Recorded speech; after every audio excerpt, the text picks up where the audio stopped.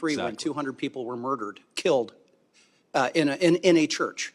Now, I want to ask this.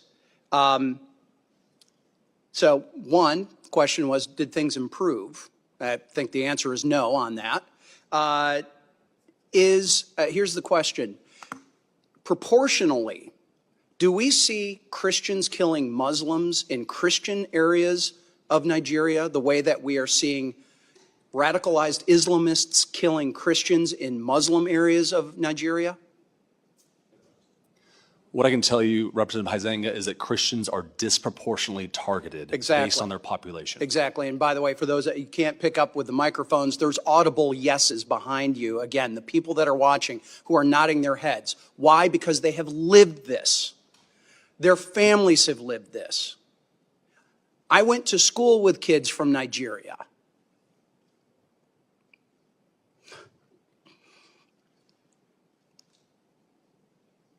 I've got neighbors who've been missionaries there, who have family there, who have friends there, who know this is going on. Yet we've got not just the mass media, we got people within Congress denying that this is happening, or certainly de-emphasizing it. It ought to be outrageous that it is Christians, moderate Muslims, anyone being terrorized by these radicalized Islamists in Nigeria, and we've got the Tinubu government sitting back and not doing enough.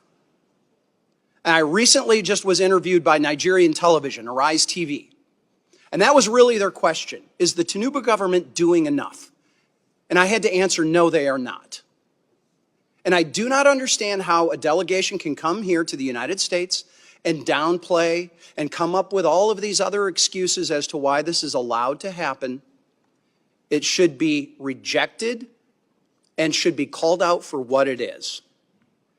And I've got a couple of other questions that my time has expired that I'm going to have to go and ask for them in written responses. But one of them I need to highlight is in Benue State, there's 1.4 million people who are considered internally displaced.